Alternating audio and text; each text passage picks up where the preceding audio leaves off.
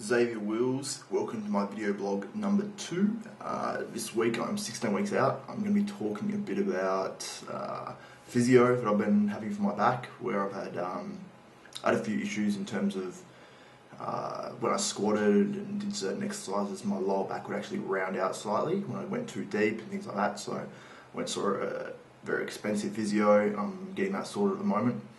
I'm also going to talk about my current meal plan, 16 weeks out, what I'm doing and what I've changed and how many calories I'm having, my different theories on nutrition, so different kind of, I suppose, have fats in the morning and things like that, which is typically bodybuilders don't do. It's typically the carbs in the morning and carbs around your workout, but I do it a little bit differently, so I'll talk about that. And yeah, they're the main things I want to talk about. But in this video, if you see some training footage, I am wearing the same jersey as last week. It must be on a 2-week rotation or something, because I hadn't worn it since. So yeah, in this video I'm also training with Chris Ormsby as well, who it was good. It was my first day at my prep, and yeah, it was a good training session, and I want to thank him for filming some of that. But yeah, with the physio on my back, basically, like I said, I was rounding out. So instead of having a spine that would go, when you're squatting, you would have an arch at the bottom, and then it would come up, and then your head would be up here. I was having more of just, it was rounding slightly at the bottom, and then I'd arch up at the top. But I'd give that a slight round in my lower back, so that was taking all the emphasis off my glutes, and it was putting it onto my lower back basically. So I've got a decently developed lower back, but my glutes are terrible.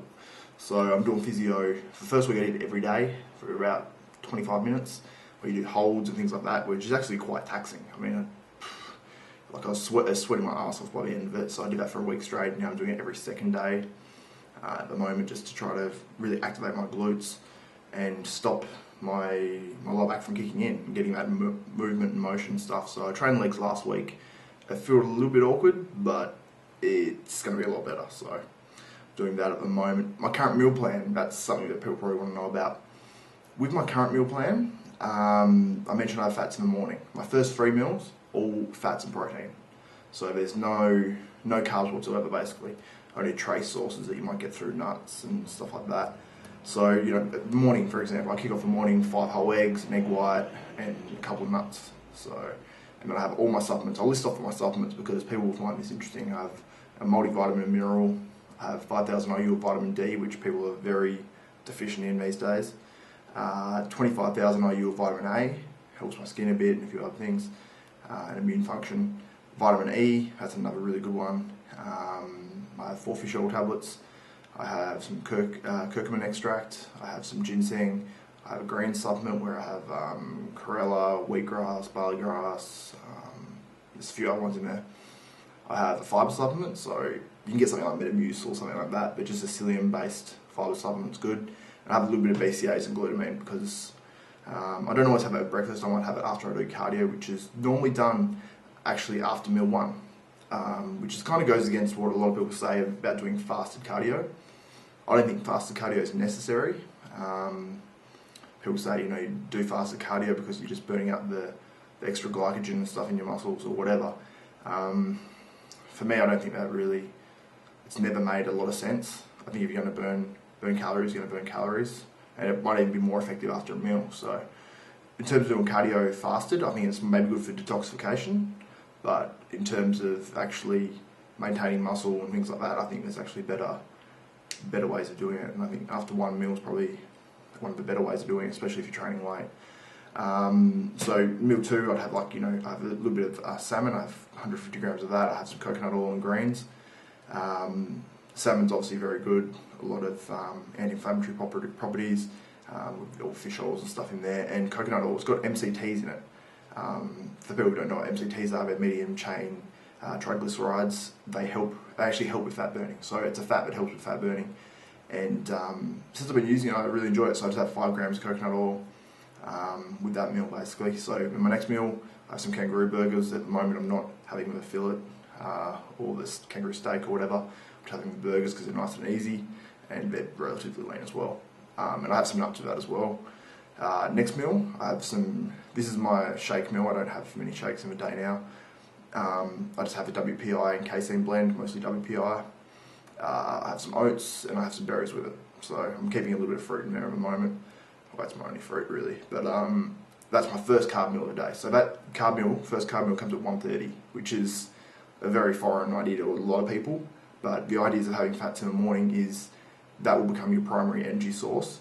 But when you do kick in the carbs, you don't get that crazy insulin spike. And also, you get the energy from the carbs. The carbs are the preferred source of energy for the body. So when you do have those carbs, it's not like your body was only going to use fat, and those carbs are just going to be used, or not used and then turned into fat, but actually they will be used, and you're going to create muscle glycogen from those carbs, and you're going to get a bit better of a pump, and you're going to be able to, obviously have more glycogen in the muscles, which, as you know, better pumps and stuff like that. So that's my first carb meal. And I have another carb meal before I train. So I have 135 grams of chicken, and I have some brown rice and some greens and stuff. In terms of the debate between brown rice, basmati rice and white rice and all those, they are different. They do have different GIs, but the importance of the GI I don't think is huge, because this is obviously, the GIs is based on the food alone. But you look at the GI content of M&Ms or something, which has a lot of fat in it, the GI will actually be quite low, even though you're like, how can that happen? Because it's got a lot of sugar. The fat will slow down with digestion, but obviously M&Ms is not a good idea because it's got fats and carbs and stuff like that, and you will spike insulin by having a lot of carbs regardless. So yeah, I basically just have a bit of rice, not a huge amount, greens and chicken. Also, things like when you have your greens and stuff, that will actually lower the GI of the food, and as well as the meat as well. So the difference between basmati rice and brown rice is very little. I prefer brown rice, it's a bit more natural than the white and basmati rice and stuff. So then pre-workout, I'll have an amino drink where I have about 20 grams of aminos, glutamine, BCAAs, EAAs, leucine. And the important thing about, I think, any amino drink you should have 3 grams of leucine in there. It's been proven or been shown in studies that around 3 grams of leucine is what will kind of almost start the, almost start like the protein synthesis, for lack of a better word, it will start the amino acid train type of thing. So it will basically, as soon as you have 3 grams of leucine, then that will allow the body to assimilate these other amino acids in there, and that you can get muscle hypertrophy when you have 3 grams of leucine. So that's why in most foods, when you have about 30 grams of protein, maybe 35, you'll get that 3 grams of leucine through meat sources, through like eggs and things like that. So it is important, I think, to have 3 grams of leucine total. You'll get a little bit through the EAAs. You'll get obviously half of BCAAs generally is leucine, so you will get a bit through there. But I just add that little bit extra leucine to ensure that I've got that 3 grams total. And I have just 10 grams of carbs with that just to help it get in there a little quicker. And I drink half of that before I train, half of it in my first half of my training. So then obviously post-workout, I have WPI and a hydrolyzed mix. So it can be hydrolyzed WPI, it can be hydrolyzed casein, which people get confused when they see hydrolyzed casein. They think casein's like a slow-releasing protein, but hydrolyzed casein is basically a pre-digested form of that, so it will be assimilated really quick. Then I basically have a dextrose and maltodextrin mix after that, and I have a bit of glutamine and BCAAs as well. After that, I come home, I have a very low-fat type of protein, so I have some tuna, and I have some sweet potato, not a real lot of this time, and some greens. And then before bed, a few hours later, I'll have some lean beef mince and some greens. So in total, I think it adds up to about 350, 360 grams of protein, which sounds like a lot, but I'm still trying to put on muscle at the moment. 125 grams of carbs, and I have, how many grams of fat is it? 105 or 110 grams of fat. So I think it adds up to about 2,900, close to 3,000 calories, which is, it's more than I started dieting on in the past, but I'm just trying to bring it down slow. I'm 15 and a half weeks out now, technically. I've been dieting for 4 days, and I've lost 2 kilos or something, so it's mostly water weight, obviously, muscle glycogen and things like that, but I don't want to bring it down too quick. So, after this first week or first few weeks, I'll be aiming at maybe 1 kilo a week, or maybe just a bit under that, so maybe 600, 700, 800 grams a week. and just bring it in slow. I'm not sure what I weigh on stage. I'm guessing 83, 84 maybe if I'm lucky, in really, really good condition, because I don't want to, you know, if you're 2 kilos off or whatever, what's the point of being that little bit heavier and closer to the actual end weight? I think it's more important to be in much better condition and be the right weight. I just want to give a shout out. ATP just sent me out, for people that listen to Aussie Muscle Radio, they would have probably heard of this product called Prototype 7, so you can see it there. This is obviously the trial version of it. It's got rave reviews from everyone that's used it, off camera, off air and stuff on the radio shows. I've had Michael Galley, I've had other people tell me it's awesome, it's insane, it's a revolutionary product. No one has anything like this at the moment, where it's basically a cream that you put on your muscle, whatever muscle group you're training.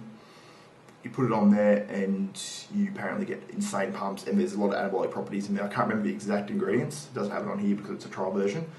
But I'm very excited to use this tonight and train legs. I might put a little bit more on my glutes because that's what I'm trying to activate the most, so hopefully I've got a good pump in them. And I'll definitely avoid putting it on my lower backs because I do tend to get a very bad lower back pump when I train legs sometimes. Also, they sent me out T432, which will have a name. T4 can convert into T3 into T2. Makes a lot of sense, and it doesn't just work on just stimulating your thyroid. It actually works on other levels as well. So that's a very interesting product. I've heard good reviews about this as well from Michael Galley and a few others. So I definitely suggest you guys try this one. This one is out at the moment. Prototype 7 is not out at the moment. I don't have a release date on that, but it will be out in stores, I assume, very soon. And also next week I'll be doing a video, and I'll have a video of me actually using Prototype 7, and I'll try to take a video before and after. I won't be able to. I'll try to see if you can see a difference on the video. If not, I'll take some photos and things like that so you guys can see a difference, and if it makes much of a difference. But guys, I want to encourage you guys out there to go jump on my YouTube page, check out this video. If you like it, give me a thumbs up or a thumbs down, whatever you want. Also follow me on Facebook. You can friend me on there. Just search Xavier Wills on there and friend me and follow my progress. Also on Instagram, Xavier RX Muscle. Easy one, find that. And if you want to email me, if you want to sponsor this blog, if you want to sponsor me in any way and help me out, get to my comps, just email me at xavierwills, XAVIERWILLS, at rxmuscle.com.au. And also, guys, I encourage you to go over to rxmuscle.com.au and check out my website. Got a lot of good content going up, and Aussie Muscle Radio, which is our radio show on there with Scott Goble, Mr. Australia, and Michael Galley, also another Mr. Australia. That show's killing it at the moment. We're close to the top 200 on iTunes, so make sure you go and check that one out. So for blog number 2, we're out. See you next week. I can sit